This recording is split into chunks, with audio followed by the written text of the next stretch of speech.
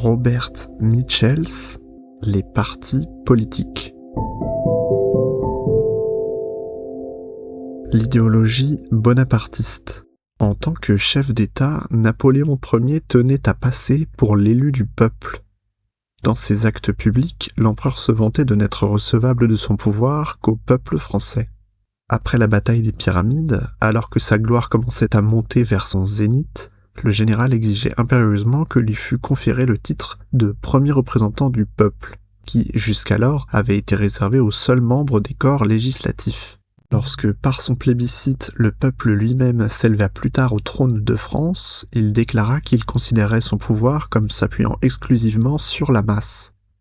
Une dictature personnelle conférée par le peuple selon les normes constitutionnelles. Telle était l'interprétation bonapartiste de la souveraineté du peuple. Le césarisme de Napoléon III se fondait sur le principe de la souveraineté populaire dans une mesure plus grande encore. Dans sa lettre du 24 mai 1848, adressée à Londres à l'Assemblée nationale, le prétendant à la couronne reconnaissait la République française issue de la Révolution de février et fondée sur le suffrage universel. Et il revendiquait en même temps en sa faveur et contre le roi Louis-Philippe exilé un droit posthume à l'insurrection et au trône. Cette reconnaissance et cette revendication étaient des conséquences logiques d'un seul et même principe. En présence d'un roi élu par 200 députés, disait-il dans cette lettre, je pouvais me rappeler être l'héritier d'un empire fondé sur l'assentiment de 4 millions de Français. En présence de la souveraineté nationale, je ne peux et ne veux revendiquer que mes droits de citoyen français.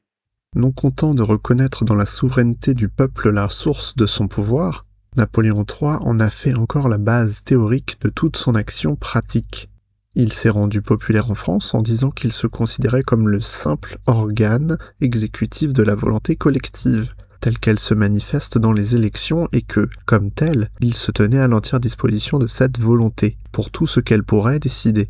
Avec beaucoup d'habileté, il répétait sans cesse qu'il n'était qu'un instrument, une créature des masses. Alors qu'il était encore président, il a déclaré dans un discours qu'il était prêt, le cas échéant, soit à l'abnégation, soit à la persévérance, en d'autres termes, soit à s'en aller, soit à rester.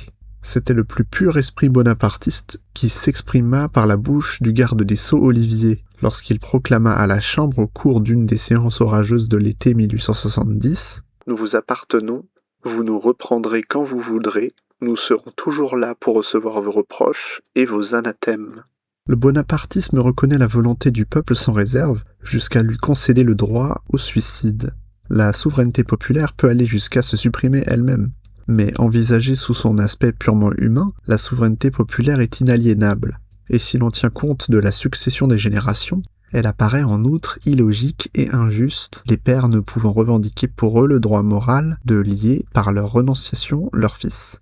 Partant de cette idée, les démocrates de l'époque napoléonienne réclamaient avec la plus grande énergie la limitation des pouvoirs inhérents à la souveraineté, en refusant à celle-ci le droit à sa propre suggestion spontanée. Le bonapartisme est la théorie de la domination individuelle ayant bien son origine dans la volonté collective, mais tendant à s'émanciper de celle-ci et à devenir souveraine à son tour.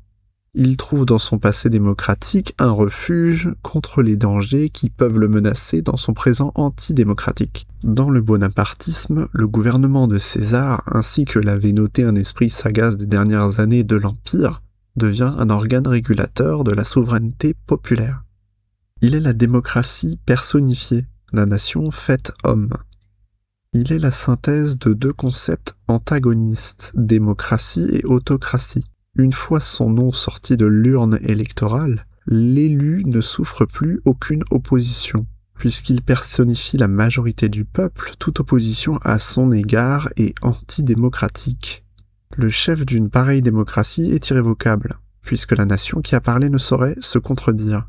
Il est de plus infaillible. En tant que l'élu de 6 millions de suffrages, il exécute la volonté du peuple, il ne la trahit pas. Au nom de la souveraineté du peuple, il est raisonnable et nécessaire que les adversaires du gouvernement soient exterminés. L'élu pouvant se considérer de plein droit comme représentant la collectivité qui s'est confiée à lui par un acte de décision spontanée. Ce sont, dit-on, les électeurs eux-mêmes qui exigent de l'élu d'user des mesures de répression sévères, de recourir à la force, de concentrer dans ses mains toute l'autorité. Une des conséquences de cette théorie de la volonté populaire se résumant dans l'organe suprême est que les éléments compris entre l'une et l'autre, à savoir le corps des fonctionnaires publics, doivent être tenus dans la dépendance la plus stricte à l'égard de l'autorité centrale, laquelle à son tour dépend du peuple. La moindre manifestation de liberté de la part de la bureaucratie équivaudrait à une rébellion contre la souveraineté des citoyens. Ce qu'il y a de plus caractéristique dans cette conception, c'est que le pouvoir du chef de l'État s'appuie exclusivement sur la volonté directe de la nation. Le bonapartisme ne reconnaît pas d'anneau intermédiaire. Le coup d'État du 2 décembre 1851 a été présenté par lui comme une émancipation du peuple du joug du Parlement. Cette émancipation ayant eu pour corollaire un appel plébiscitaire aux masses. Victor Hugo comparait les rapports entre le Parlement et le ministère, tels qu'ils étaient en vigueur sous Napoléon III, au rapport entre un maître et ses serviteurs. Celui-là nommé par l'empereur, ceux-ci par le peuple. Cette affirmation, incontestable en fait, était théoriquement inexacte. En théorie, chaque acte accompli par le bonapartisme était parfaitement légitime, alors même qu'il était accompagné d'une effusion de sang. Le plébiscite était comme un bain purificateur qui légitimait toutes les illégalités.